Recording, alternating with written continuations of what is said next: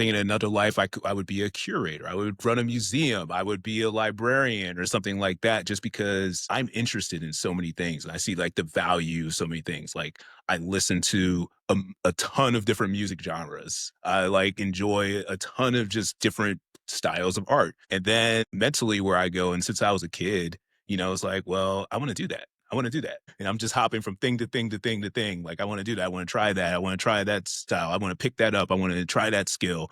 So, you start going down like so many different lanes. And I think that's been a struggle that I've had in the past. And, like you said, with mindfulness and just really just thinking more around that intention, something I've just been really, as I've gotten older, forcing myself to do. It's like, okay, Jared, you can enjoy that subject, you can go appreciate that subject, but guess what? You don't have to do that subject. You don't have to Right.